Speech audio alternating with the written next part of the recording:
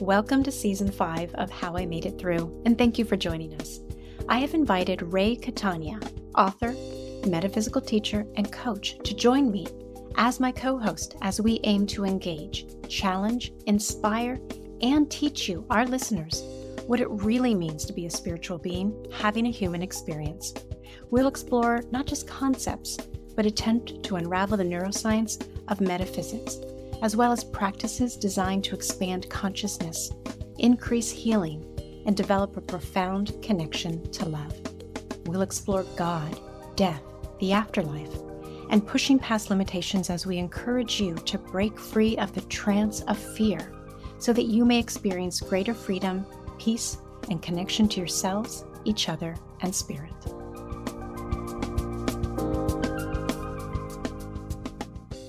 How I Made It Through. And today we have returning guest, Betty Guadagno. Guadagno, part 2. But she's coming back. And so the first session on September 3rd, she talked about her story, which is extraordinary. And it was one of those interviews where I'm like, I don't even want to be the host. I just want to sit back, sip my coffee, and listen to her talk and take it all in, because she's an incredible storyteller and she has an incredible story. Yeah. But today, given how extraordinary and how painful truly the beginning of her story is, she's going to talk about trauma. So we're so lucky to have her back, because I know right now everyone is talking about trauma, and thank God we are. But I think we sort of get like inured to it, like, okay, another trauma. But to have someone be able to like, I'm getting the other side. I have training. I have experience. Here are some tools and tactics to help people move through it, and also have that spiritual perspective, to me is just so invaluable. I think bringing light on trauma in general is really helping a lot of people, because I realize it's become a buzzword, but it's become that because we all have trauma. Exactly.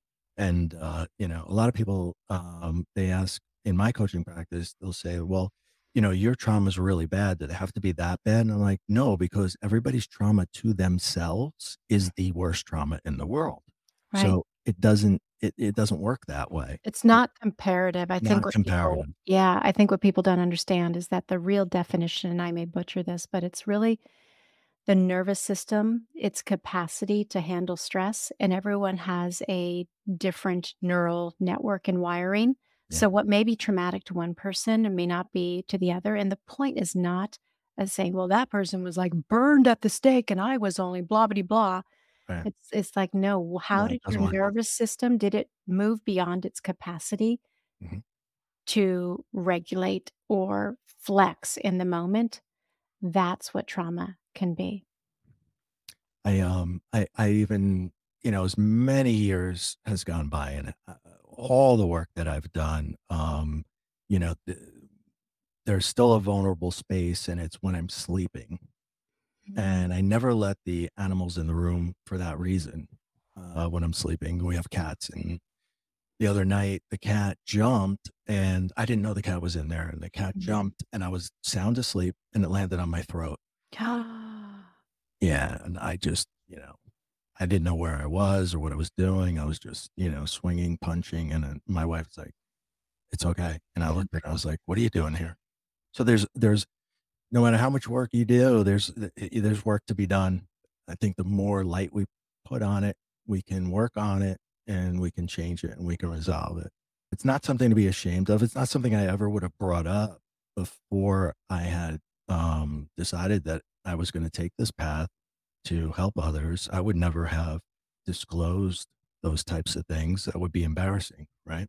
We're not supposed to feel that way, or, we're just supposed to tough through it or whatever. But I think it's more important that we don't, and it's more important that we do address it and we do get it out. We can't delete it, but we can learn how to live with it, right? Yeah.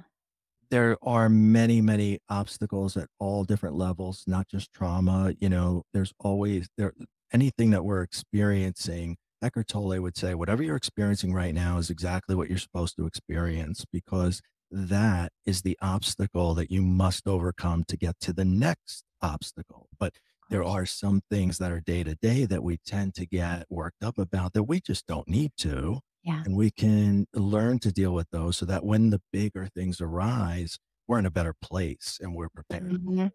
Oh, here she is. Hey, here she is. Hi, I was backstage just listening to you guys, and I was like, yes, just like shaking my head, like, oh yeah.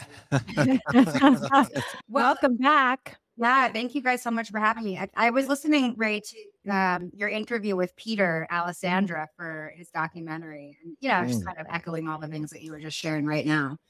But yeah, I love the idea that everything's happening in divine right order. We don't need to stress out about it. It's hard to remember that because like our initial thought pattern is to stress out over everything, make a mountain out of a molehill, catastrophize, just be in this state of anxiety all the time. All the I think time. that's one of the gifts of coming into spiritual awareness is that, especially after having a spiritual experience, you know that this world is very transitory. It's not real reality. And so, yeah, I'm just an actress here. I don't have to be a method actor if I don't want to. I love that. You don't want to. Good. You know what I want to do, folks? I want to go ahead for those who did not see the September 3rd episode. I want to read your bio so they understand who you are and what really brought us in a position to say, let's have a conversation about trauma and how trauma informed you are. So let me go ahead and read this and then we'll dive in. So, Betty Guadagno's journey commenced amidst shadows of adversity, grappling with the weight of drug addiction, involvement in sex work, and the heartrending loss of her parents to suicide. However, a profound turning point emerged in March 2019 following a near-death experience due to a drug overdose. During this awakening, Betty experienced a life review, was greeted by loved ones that had crossed over, and was shown her divine mission. It was here that she was guided through her pre-birth planning, igniting a revelation within her. She was not merely a passive victim of circumstance, but an active co-creator of her own reality. Upon her return to Earth, she felt as though she had undergone a profound rebirth. Today, Betty's passion is fueled by a desire to forge meaningful connections and inspire positive change, demonstrating that transformation is attainable regardless of one's starting point. Residing in Brooklyn, New York, Betty serves as a guide and mentor, as a life coach, podcast host, and event coordinator for IANS, the International Association of Near-Death Studies. So welcome back. I love reading that. Thank you so much for this space. Yeah. Thank you. Thank you so much. And so what I really want to, in continuation of where we're going, for me, what comes up is, yes, this idea of pre-birth planning, soul's contract. We are standing upon a stage as an actor here to have an human experience. And also that we are, these sentient beings in these nervous systems that also kind of lock and load these episodes of trauma. So we can't bypass and just go to the spiritual, but it's also the regulation, the breathing, the learning how to be embodied. And that goes again into mindfulness and perspective and different practices to help learn about being a spirit in a human body. So that's that's the frame. Yeah, I really like that. I think a lot of people, and you hear this word a lot in spiritual spaces, but people spiritually bypass. They go, oh, light and love and nothing else. And yeah, light and love is real beautiful, but we're here in duality to have a dual experience. And it doesn't need to be a negative experience. It can be exactly what our souls assumed that it was going to be, which was just experience and with no connotation on what is negative or positive. Love that. Yeah, the neutrality. And that's why when I coach people, I talk a lot about just the inquiry, that it is neutral. What is the sensation versus what is the story? Where is the shame? Let's start there. When you started learning about trauma and the work you did with yourself, what were the beginning understandings and what stays with you today that feels like one of the through lines that you continually move back to? So I think, I experienced a lot of trauma in my life, like you just shared in my bio. Sexual trauma, emotional, physical, the loss of my parents to suicide. I had a boyfriend who passed away. That was from a drug overdose that I feel like I instigated, and just like a lot of guilt and shame. All of these traumatic events left me very low on the scale of consciousness, living in fear, living in guilt, living in shame, living in the trauma and replaying it all the time. This is who I am. I am this orphan to suicide. This is the main marker of my personality. And even with addiction, like assuming that addiction was my main personality profile, when really it was my key to coping with the trauma. That is what it was. So I've always been dealing with trauma. I just had some ways that were less than divine to deal with trauma before. So some of the tools that I use, that I still use in my day-to-day today, I am very huge advocate for shadow work. And that could mean a lot of different things for a lot of different people. The way that I understand and the way that I implement shadow work in my life is that I do character development around the trauma, around the pieces of myself, around my perceived negative coping strategies. I give them all their own names, their own faces, their own voices, their own outfits, the whole thing. And it's like this really beautiful creative process. So one, it gets like those lower chakras opened because I'm exercising my creativity and I'm focusing on my root chakra, which is my chakra of safety and security, which is where all my trauma is. Some other tools that I use is, I use the mantras and the sounds associated with the root chakra to clear out trauma. So no matter what I'm doing, if I'm walking down the street, I'm always kind of chanting lum inside my head. That's for the root chakra itself. Visualizing this red light, seeing how dirty it looks on a daily basis. Like, is there some new piece of trauma? As I find myself healing, it's like going in this upward mandala of ascension. And every time that you reach another level, the trauma is going to come right back and say, hey, remember me? And, now I have this great foundation in the healing tools where when I first came into this process, I was walking on quicksand. I was grabbing at every and anything, fix me, heal me. Who's going to do it? Always looking outside of myself for that person who was going to help. Oh, God, I can connect with that. Where does the NDE in your life play a role in that shift? Wow. I almost don't want to say how big of an effect it had, because then people will think that they too have to die to get over trauma. You don't. Yeah. You don't have to die. You don't. Because, there's versions of ourselves that are always dying. The near-death experience definitely, it let me know that I'm worthy. I am worthy of a good life. And I've already planned out my beautiful life for myself. I just needed to actually step into my power in order to go into the next chapter of the book. It was like my whole life is this series on Netflix. And I just keep going back and watching season 1 and 2 over and over and over again. But there's 12 seasons in this series. But I'm like, no, I'm just going to stay back here because these episodes are familiar and I know them. Like, do you ever watch the same TV show over and over and over again? It's a trauma. 100%. It's a trauma. 100%. And good analogy. What feels really important in that is this idea of that the NDE, and again, you don't need to die in order to experience self-love, but it was that you are worthy is like the antidote to shame. There's fear consciousness and love consciousness, and it woke you up to not only love consciousness, but that you are worthy of love. The self-compassion is so critical in this.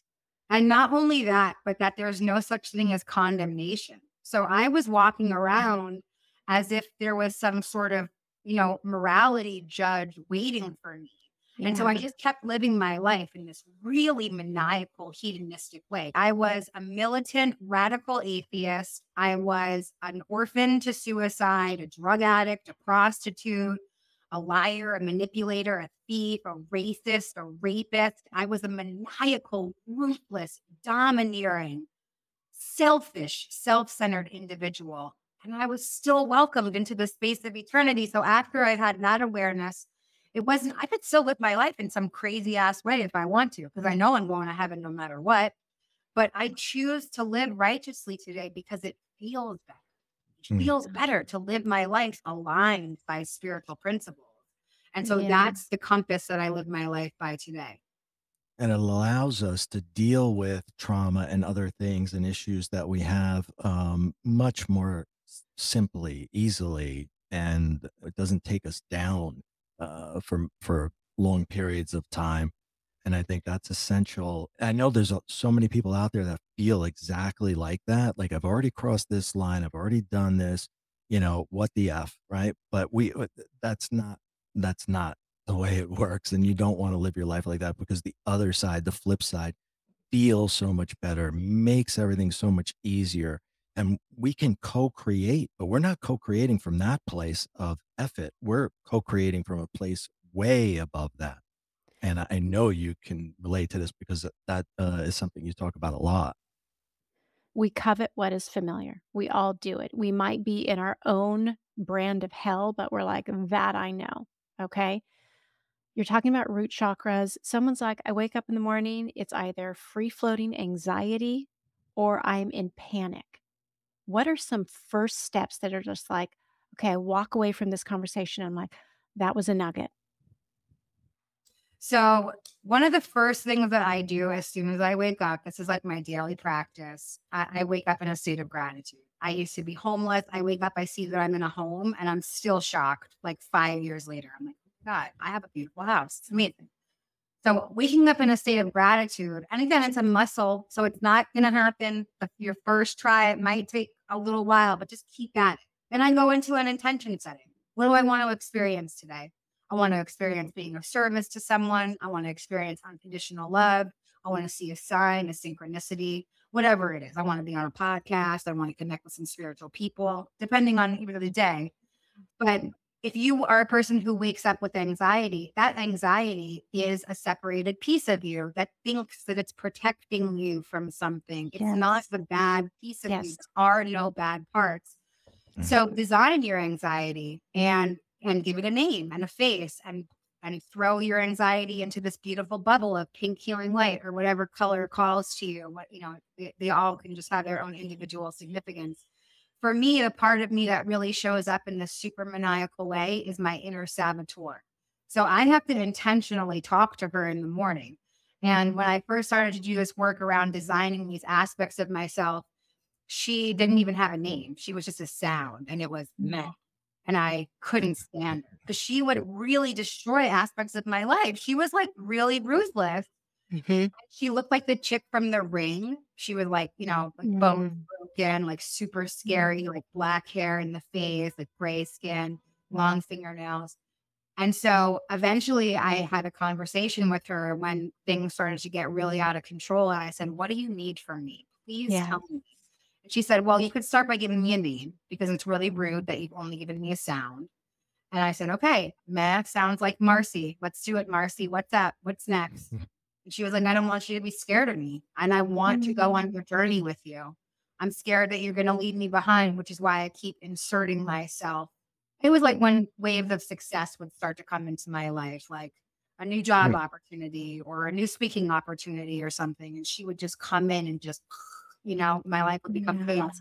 So every morning I sit with Marcy and I cover her in pink light and I ask her if she needs anything from me. And it's just usually to come along on the ride with me. Same thing with my inner child. So those are tangible tools that I do every single morning, and it makes my life so much more manageable. And if I miss a day or two, no big deal, but I'll definitely feel the effects if I do miss a day or two. God, that's so important. I love how you made that so real, because so much of our suffering too is around the resistance. And you said this earlier, that everything is like we over-index on our identity with our symptoms of trauma and stress. And so it's saying, instead of like the anxiety comes like, oh shit, there's something wrong with me. Push it away, it's not happening. I'm not doing this well. I can't even, heal from my trauma. It's the inviting. What do you need? Who are you? What do you need? Let's have a conversation. That's so brilliant. Yeah. I do think that this is a really tangible tool for a lot of people, but some people aren't visual learners and they'll totally reject the idea of doing something with a visual design. So just being able to listen to that guidance and being able to see what is the next healing step for me. You took visualization to a whole new level with Marcy. I mean, I've got this image of Marcy. I'm petrified of her. I feel like she's out in the hallway right now. But what also stands out to me about that is the acknowledgement of the gratitude, like, thank you for stepping in. And it was an adaptation that is now a maladaptation for the kind of life you want to live. But that was you being resourced and us being resourced in the face of unparalleled circumstances for a kiddo to be in, right? And you're like, okay, I survived. Thank you, adaptation. Thank God I was smart like a kid, smart like any kid to get through that. It's really good. That's really good. So, I want to talk about this chakra stuff too, because you're so well versed. You're like, I was in my, root chakra and it's red. Help people understand a little bit about why the root chakra in particular with trauma is so important.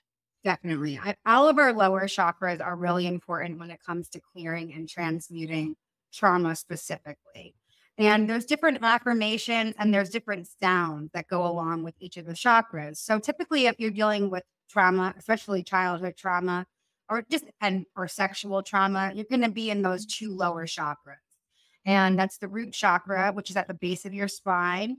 And it's represented by the color red. And the sound for it is lum. That's the healing sound for it. That's the mantra. And then your sacral chakra, which is your chakra of creativity and sexuality, is represented by the color orange. And its mantra is bum. So if you're somebody who's dealing with trauma, you probably have some murkiness in those colors. So I go into my mind's eye and I say, okay, tell me what needs to be cleared out. And I can do a breathing exercise where I sort of see this wheel, which is kind of the energetic spiral of the chakra. And I can imagine I always see it as kind of oil, like dark black oil. And as it spins, it's kind of like flickering out of the chakra. Sometimes it stays stuck in there, and that's okay too. It'll be slowed down a little bit. So I'd have to practice different things.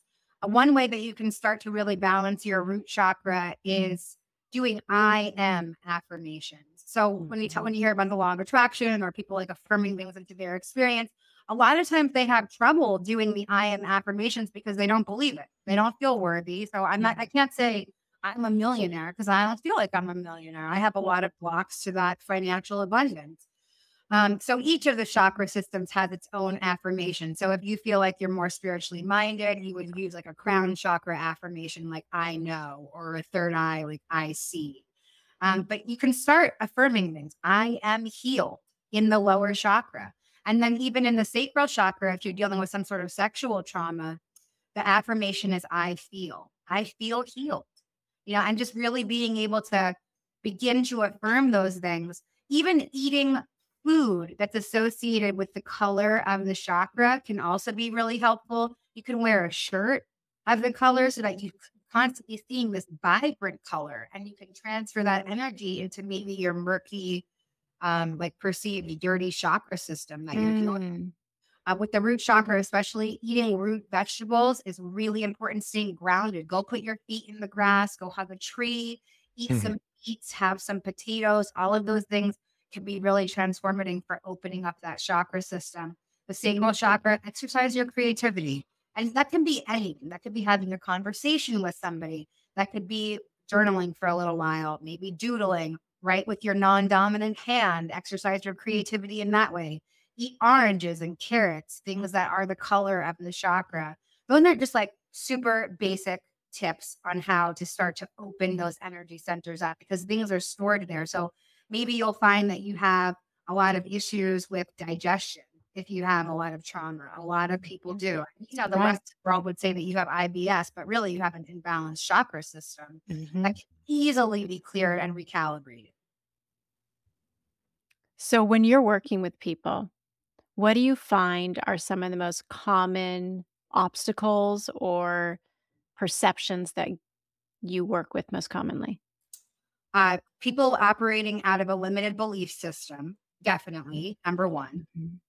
And, everybody that I work with is a reflection of myself. It's not like I know more. They're a version of me. Yes. They're either a past version of me or maybe they're a future version of me if I don't stay steadfast in the past. So I always see everybody as a mirror. Whenever I give a client an assignment, I do the assignment too, because I know that it's coming up for some reason. So true. So I stay busy with work. Yeah. But I will say the limited belief system and language, like the language that we're using to describe ourselves. I am sick. Yeah. Why are you affirming that you think that you're sick? Don't do that.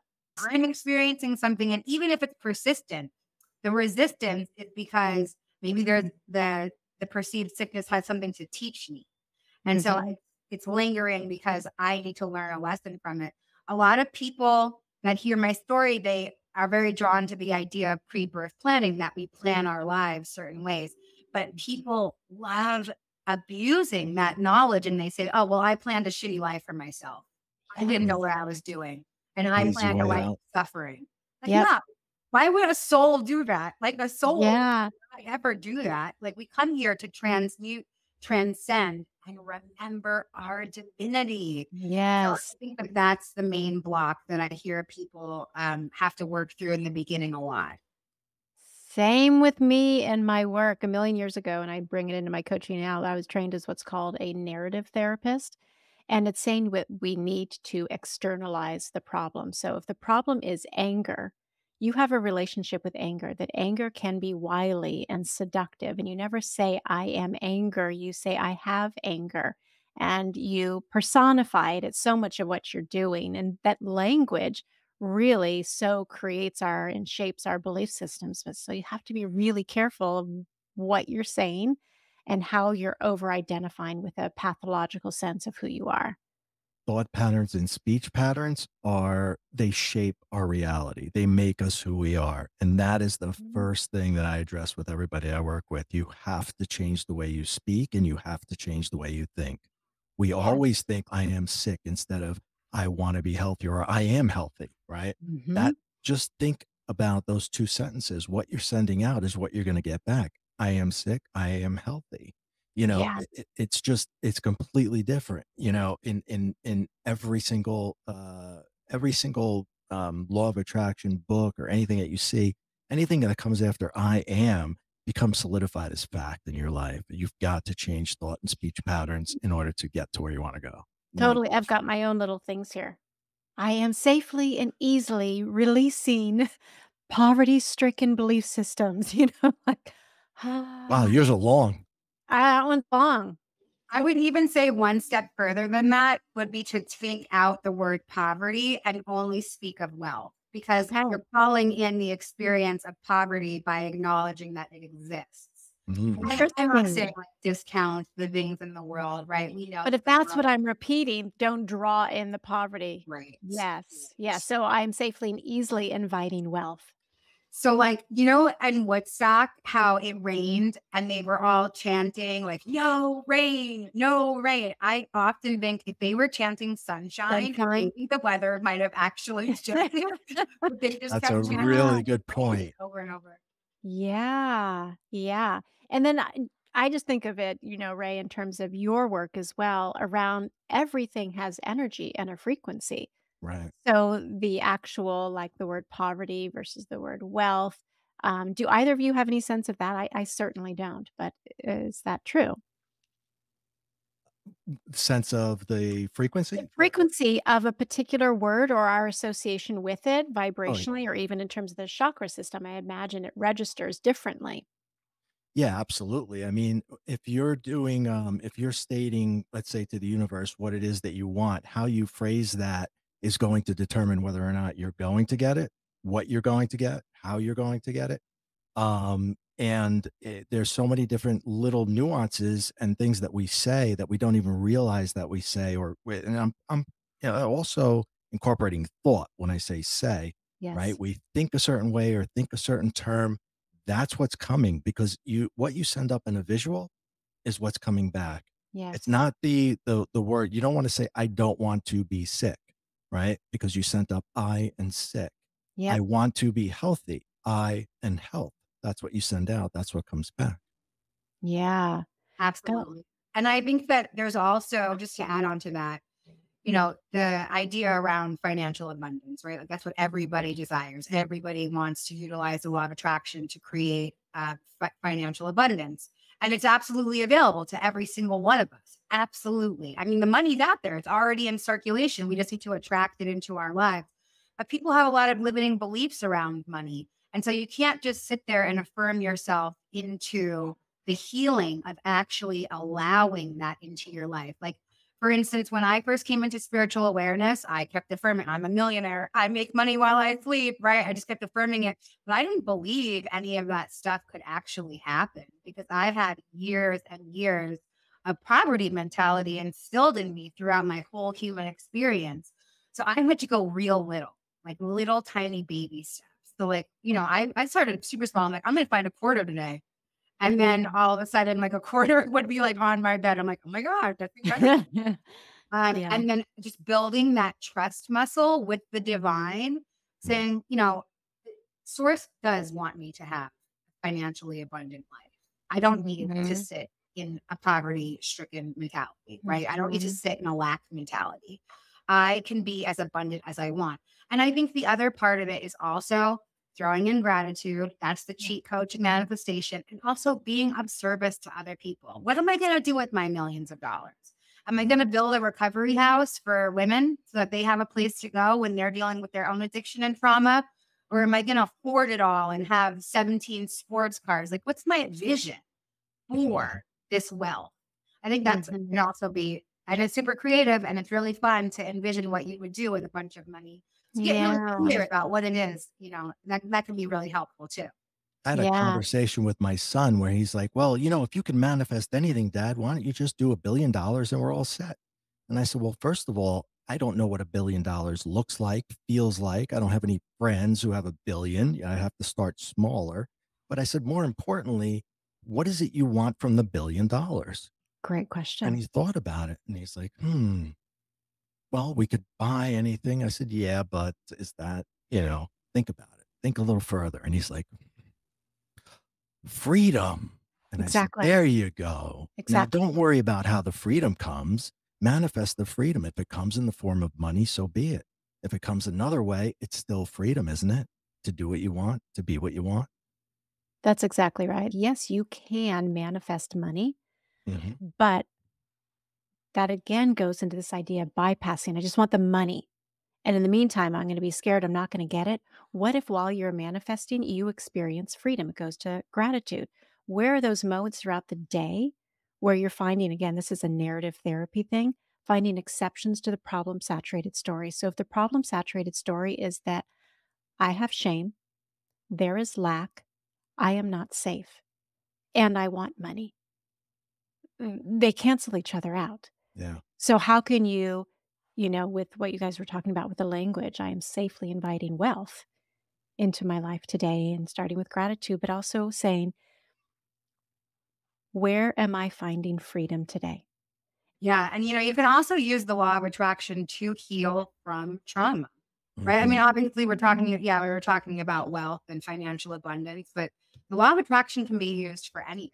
Not only like calling in the things to your experience that you really desire, but you can call peace and serenity and connection to other people. Like, I love the belief system, and we're all allowed to design our own belief system. I really enjoy living in a belief system that, because I do the inner work, my outer reality changes. I've seen so much evidence of that in my life today. So yeah, the law of attraction can also be used to assist you in healing trauma. Like, I asked for spirit to send me the teachers that I needed, the books that I needed, the things that were going to assist me in healing. And every single one of them attracted into my life exactly how it was supposed to. I love that. I mean, that's great. Ask for help. If you don't know the path, you don't know the way, ask for it. You don't have to have the answer. Just ask for the answer. We naturally have a negativity bias, and there are all these adaptations that allowed us to survive. And thank you, adaptations. But now we're caught in a cycle that is causing ourselves and others harm. It's the faith to say, when I change, that every day, this is what I'm choosing to believe. And I think the reason I'm saying this is I think it can be very easy to say, I'm practicing the law of attraction and it's not working. I'm not rich. I didn't find a quarter. Like, whatever it is, that element of faith is saying, you can believe whatever you want to believe, but what is the experience of breathing in and out right now? Do I feel better when I believe or when I'm in doubt? Doubt feels safer because that's what we covet what is familiar. But it's just finding, that's why I talk about the exceptions to the problem saturated story. Where are your wins?